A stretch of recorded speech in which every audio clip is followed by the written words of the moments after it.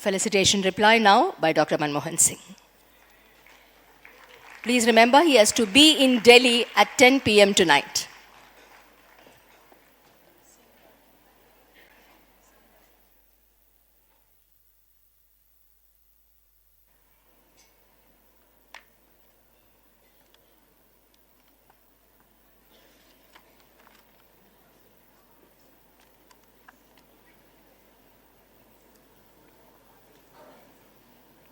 Respected Dr. V. Shankarji, Dr. Manjul Bhargava ji, Dr. V. K. Saraswathi ji, Swami Chidanand Saraswati ji, members of the faculty, dear students, distinguished ladies and gentlemen. I am delighted to be here with all of you this evening. This is not my first engagement with the South Indian Education Society.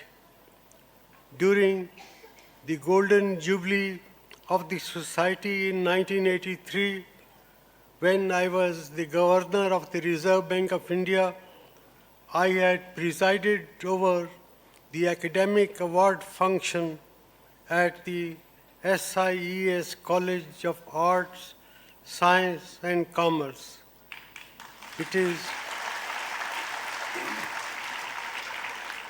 Ladies and gentlemen, it's indeed a pleasure and a great honor to renew my association after 35 years. In my long years of public life, it has been my endeavor to serve with diligence and with sincerity. I believe in performing my duty to the best of my ability without bargaining for results. Therefore, I do not give way to despair if things go awry, nor do I see any reason to gloat if they succeed. I have never sought public recognition for any success that has come my way. In fact, I genuinely believe that awards and accolades can distract one from one's duty. However, this award in honor and memory of Puja Sri Chandrasekarendra Saraswati ji, the 68th Shankaracharya of the venerated Kamakoti Peetham, is indeed unique, for it comes with the benedictions of the Mahaswami of Kanchi. In the past, several men and women of great distinction have been decorated with this award. So, when I received Dr. Shankar's letter conveying the decisions of the award committee, I knew that I could not let these blessings slip by. With all humility, I accept this unique award and I rededicate it to my grandparents who groomed me to use this birth to live a full life and to achieve the purpose of life itself. Ladies and gentlemen, I was born in an ordinary family in a village called Ga in Chakwal Tehsil of West Punjab, which is now in Pakistan. My mother died of typhoid when I was very young, and I was brought up by my grandparents. When I was 15 years old, my grandfather was killed in the communal riots that engulfed Punjab before partition. With God's grace, my grandmother survived that terrible time. In July 1947, my family moved to Haldwani in Uttar Pradesh before deciding to settle down in Amritsar. Like millions of other people who were uprooted by the partition of our country, we had to rebuild our lives from scratch. Fortunately, I was a keen student and my teachers encouraged me to pursue higher studies. I went on to study economics at Punjab University and later at the universities of Cambridge and Oxford.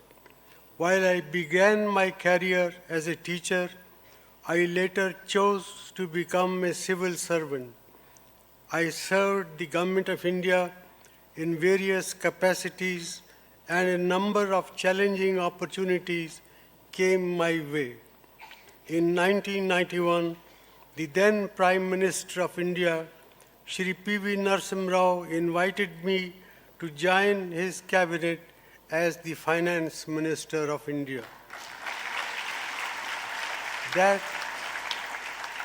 ladies and gentlemen, was the beginning of my life in politics. The late Sri R. Venkataraman, former President of India, was an ardent devotee of the Mahaswami of Kanchi. He instituted the Centenarian Award in honor and memory of the sage. In 1999, Sri Venkataraman had invited me to Chennai to receive the inaugural award, which I accepted with utmost humility and pleasure. I remember the occasion vividly. In his presidential address, Sri R. Venkataraman said that the blessings of the sage of Kanchi were with me and that I would soon become the Prime Minister of India.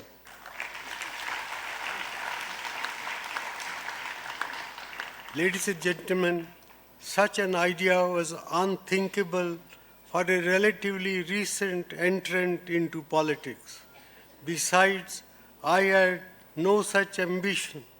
However, 5 years later, to my great surprise, the Mahaswami's prediction came true. In 2004, I became the Prime Minister of this great democracy, and I served the nation to the best of my abilities for the next 10 years.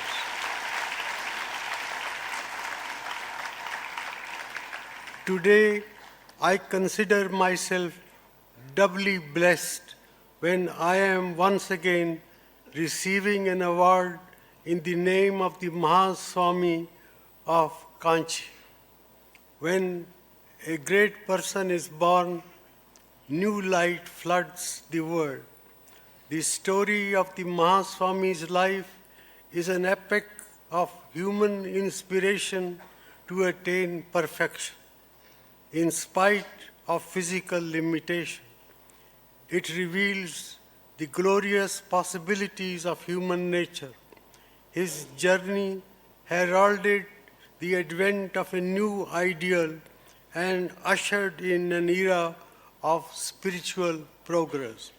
His teachings permeated the thoughts and aspirations of the people and changed their lives forever.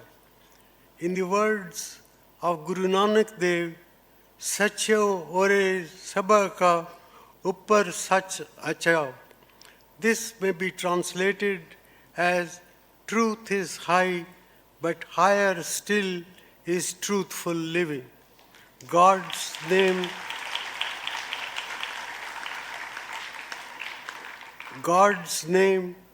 according to Sikhism, is said to be truth. The Mahaswami of Kanchi was the personification of truth. Truth was both the source as well as the secret of his power. From a mortal being, the Mahaswami became an immortal institution. He continues to guide us to strive honestly, wholeheartedly, consistently, and ceaselessly to follow the path of truth. Today, The Mahaswami is a philosophy, an ideology, a way of life. His enduring spirit is present with us in this auditorium. His divinity is evident in the civility and simplicity of this function. I congratulate all the awardees in the categories of public leadership, community leadership, science and technology, and social thinking and philosophy. I am confident that they will continue to be the torchbearers of excellence in their respective fields. Once again, ladies and gentlemen, I thank the South Indian Education Society for the blessings that they have been bestowed on me this evening. I will cherish them for a long, long time to come. Thank you.